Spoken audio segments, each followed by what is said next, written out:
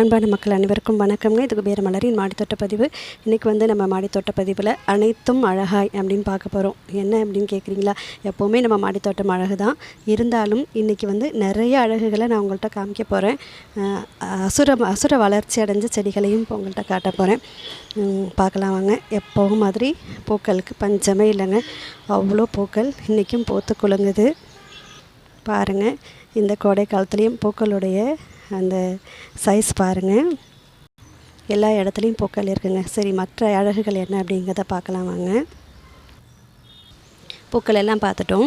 இப்போ நம்ம கிச்சன் வேஸ்ட்லேருந்துட்டு நான் சமையலுக்கு பயன்படுத்தின தக்காளிலேருந்து பால்கனியில் எல்லா விதைகளையும் போட்டு முளைக்க வச்சு அதுலேருந்து நாற்றுகள் எடுத்துகிட்டு வந்து நான் நடவு செஞ்சேன் இல்லைங்களா. இப்போ ஒவ்வொன்றுடைய வளர்ச்சியும் எப்படி இருக்குதுன்னு பார்த்துக்கலாம் வாங்க. இந்த தக்காளி செடி பாருங்கள், நல்லா பூக்கள் வச்சிருச்சா. அடுத்த செடி பாருங்கள், இதுலேயும் காய்களும் வர ஆரம்பிச்சிருச்சுங்க பாருங்கள். நான் எல்லாமே சின்ன சின்ன தொட்டி தான் வச்சுருக்கேன் சரிங்களா. அடுத்தது இங்கே வாங்க, இதோ ஒரு சின்ன தொட்டியில் தான் வச்சுருக்கேன் பாருங்கள். பூக்களும் இருக்குது, காய்களும் வந்துருச்சா. அடுத்தது நம்ம அந்த மீஷோலேருந்து வாங்கினேன் க்ரோ பேக்குங்க, அதில் வச்சது பாருங்கள். எல்லாத்துலேயுமே பூக்கள் வந்துருச்சா. அடுத்தது நான் அப்படியே பாஸ் பண்ணாமல் தான் வரேன்.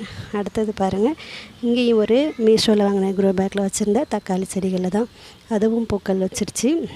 அதுக்கப்புறம் அந்த கோதுமை மாவு பாக்கெட்டில் வச்சுருந்தேன் பாருங்கள், அது இதுங்க எவ்வளோ ஹைட்டாக இதுக்கு ஈக்குவலாகவே அதுவும் வளர்ந்துருக்கு பாருங்கள். அதுக்கு பார்க்க போனீங்கன்னா எந்த செலவுமே கிடையாது, தொட்டியும் கிடையாது, மண்ணும் கிடையாது, செடியும் நம்ம கடையில் வாங்கலை, எல்லாமே ஃப்ரீ தான் இல்லைங்களா. அடுத்தது இங்கே பாருங்கள், இதோ ஒரு இது எல்லாமே நம்ம தக்காளி நாட்டுகள் வீட்டிலேருந்து நம்ம சமையலுக்கு பயன்படுத்துகிறத எடுத்து போட்டது தாங்க. அதுக்கப்புறம் இதையும் பாருங்கள், எதுவுமே எந்த ஒரு பூச்சி தாக்குதலும் இல்லாமல் எவ்வளோ அருமையாக வளர்ந்துட்டு வந்துட்டுருக்கு பாருங்கள். இப்போ இந்த சைட்லேயும் இருக்குது. இதெல்லாம் அதுக்கு முன்னாடி போட்ட தக்காளி நாட்டிலேருந்து கொஞ்சம் பெரிய செடியாகி நிறையா காய்கள் நிறையாவும் பறிச்சுட்டாங்க நான் பாருங்கள். அடுத்தது எவ்வளோ பிஞ்சுகள் வச்சுருக்கு பாருங்கள். அதுக்கப்புறம் இந்த பக்கம் வச்சுருக்கேன் தக்காளி. இது எல்லாமே இந்த காய் தெரியுதா உங்களுக்கு? இந்த பக்கமும் காய் தெரியுதா பாருங்கள். எந்த ஒரு செலவும் இல்லாமல் நம்ம சமையலுக்கு பயன்படுத்தின காய்கறிகள்லேருந்து எடுத்து போட்டதாங்க. ஃபஸ்ட்டு இப்போ தக்காளி பார்த்துட்டிங்களா. அடுத்தது கத்திரி எல்லாம் பார்க்கலாங்க. இப்போ பொங்கலுக்கு இப்போ தஞ்சாவூர் போகும்போது வாங்கிட்டு வந்தேன்னு சொன்னேன் இல்லைங்களா. அதெல்லாமும் இந்த க்ரோ பேக்கில் நான் எடுத்து நான் நிறையா நாற்றுகள் வச்சுருந்தேன். எல்லாமே பூக்கள் வச்சிருச்சு. ஆனால் இதுவும் நல்லா கொத்தாக தாங்க பூக்கள் வைக்கிது. உங்களுக்கு தெரியுதா எவ்வளோ இலைகள்லாம் எவ்வளோ பெருசாக அழகாக வந்துருச்சு பாருங்கள். இது பாருங்கள், ஒரு சின்ன கிச்சன் கண்டெய்னரில் கூட வச்சுருக்கேன், அதுலேயும் பூக்கள் வந்துருச்சு பாருங்கள். எந்த இலையிலையாவது ஏதாவது பூச்சி தாக்குதல் தெரியுதான்னு பாருங்கள். அடுத்த அழகு அப்படின்னு பாருங்கள், இது பாருங்கள், ஒரு தண்டு கீரைங்க. இது நான் விதையெல்லாம் போடலைங்க, போன வருஷத்தில் நம்ம போட்டிருந்தது பிறகு அதுலேருந்து எவ்வளோ ஃப்ரெஷ்ஷாக இருக்குது. இப்போ இதை நான் வச்சுட்டேங்க. இதுலேருந்து விதைகள் வந்துச்சுன்னா கீரை விதைகளே இப்போ என்கிட்ட இல்லை, அதை எடுத்து போட்டுக்கலான்ட்டு இதையும் வச்சுட்டேன்.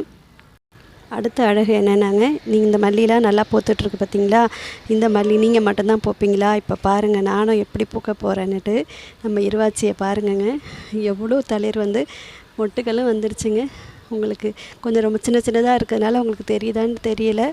அவ்வளோ இடத்துல தளிர் எவ்வளோ பசுமையாக இது இருக்குதுன்னு பாருங்கள். இன்னும் ஒரு வாரத்தில் இருவாச்சி மல்லிகைப்பூக்களும் நிறையா பூத்துருங்க.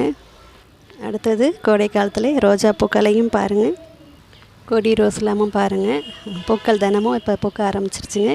எவ்வளோ தளிர்கள் பார்த்திங்களா. இந்த கோடை காலத்துலேயும் நம்ம ரோஜா செடிகள் இதுவும் ஒரு வெள்ளை ரோஜான்னு நினைக்கிறேங்க. இதுவும் பாருங்கள் அழகாக தளிர் வந்திருக்கு. எவ்வளோ மொட்டுகள் வச்சுட்டு இலைகள்லாம் பாருங்கள் இவ்வளோ ஃப்ரெஷ்ஷாக இருக்குன்ட்டு. மொட்டுகள் கருகிடுச்சுன்னு சொன்னேன் பார்த்திங்களா, அதுலேருந்து கூட பூக்களாக வரும்போது நல்லா ஃப்ரெஷ்ஷாகவே வருதுங்க. அதுக்காக நிழல் பகுதியில் வச்சுருக்கிறேன். இது மட்டும் இல்லைங்க, இன்னும் நிறைய அழகுகள் இருக்குதுங்க. நம்ம நல்லபடியாக பார்த்துக்கிட்டோம், நம்ம சரியான பராமரிப்பு கொடுத்தோம்னா எந்த பருவ காலத்துலேயும் இதே போல் நம்ம தோட்டம் இருக்கும் அப்படின்னு நான் தெரிஞ்சுக்கோங்க. ஓகேங்க, நான் இன்னும் நிறைய அழகான விஷயங்கள்லாம் இருக்குது, அதெல்லாம் அடுத்தடுத்த பதிவில் உங்கள் கூட பகிர்ந்துக்கிறேன். நன்றி, வணக்கம்ங்க. நம்ம சேனலை சப்ஸ்கிரைப் பண்ணி சப்போர்ட் பண்ணுங்கள்.